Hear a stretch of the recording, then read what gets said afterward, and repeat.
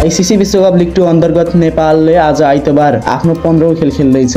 खेल नेपाली समय अनुसार दिउँसो 3:45 मा हुनेछ। खेलको प्रत्यक्ष लाइभ प्रसारण आईसीसी टिभीले दिनेछ। नेपाली टोलीका लागि यो खेल महत्त्वपूर्ण छ किनभने यो खेलमा नेपाली टोलीले जित निकाल्न सकेमा लगातार स्कटल्यान्डमा गएर आफ्नो तेस्रो जित अर्थात् यो जितसँगै ह्याट्रिक जित हुनेछ र यो जित निकाल्न सकेमा नेपालको अङ्क तालिकामा थप सुधार आउनेछ। यदि नेपालले आजको खेलमा आफ्नो जित दर्ता गर्न सकेमा आफ्नो लयमा फर्कियो भन्ने बुझिनेछ र आजको खेल जित्न चुनौतीपूर्ण छ किनभने नेपालले स्कटल्यान्डसँग गत सोमबार 1 विकेटले रोमाञ्चक जित हासिल गरेको थियो। उक्त जित हासिल गर्दा स्कटल्यान्ड भन्ने दबावमा देखिएको छ किनभने आफ्नै घरेलु मैदानमा स्कटल्यान्डले हार बेहोरेको थियो जसका कारण स्कटल्यान्ड अहिले दबावमा छ। विगतलाई हेर्दा नेपाल र स्कटल्यान्ड बीचको खेलमा नेपालको प्रदर्शन मिश्रित तर सकारात्मक देखिएको छ। अहिलेसम्म यी दुई टिम बीच 9वटा ओडिआई म्याच भएका थिए जसमा नेपालले 5 मा जित र 3 खेलमा पराजय बेहोरेको छ भने एक खेलमा वर्षाको प्रभावले अङ्क बाँडेको थियो। त्यसै अन्तर्गत आज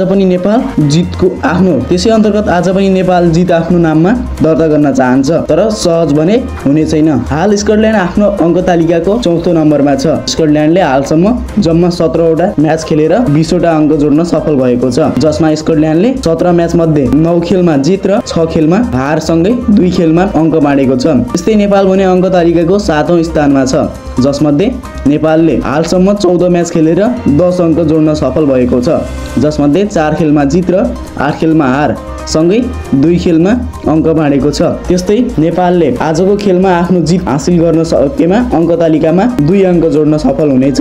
आजको खेलको प्लेइङ 11 मा भने मेरो विचारमा बुधबार नेदरल्यान्ड विरुद्ध जस्तै हुनेछ। ओपनरमा कुशल भुर्तेल र आसिफ शेख आउनेछन् भने त्यस्तै तेस्रो स्थानमा भीम सार्की आउनेछन् र चौथो स्थानमा भने कप्तान रोहित कुमार पौडेल आउनेछन्। त्यस्तै 5औं स्थानमा मध्यक्रमका ब्याटर आरिफ शेख आउनेछन् भने 6औं स्थानमा उपकप्तान दिपेन्द्र सिंह हेरी आउनेछन्। 7औं स्थानमा गुलसन कुमार झा आउनेछन्। त्यस्तै बलिङतर्फ भने 8औं स्थानमा कम्पाल कामी आउनेछन् भने 9औं स्थानमा करण केसी आउनेछन्। 10औं स्थानमा सन्दीप लामिछाने र 11औं स्थानमा ललित नारायण राजवंशी आउनेछन्। तपाईको विचारमा चाहिँ स्कटल्यान्ड विरुद्ध प्लेइङ 11 मा कसलाई मौका दिनु पर्ला कमेन्ट बक्समा कमेन्ट गर्न नभुल्नु होला। साथै आगामी दिनमा पनि खेलकुद सम्बन्धी जानकारीका लागि क्रिकेट हेडलाइन्स बाइ केपी च्यानललाई सब्स्क्राइब गर्न नभुल्नु होला। धन्यवाद।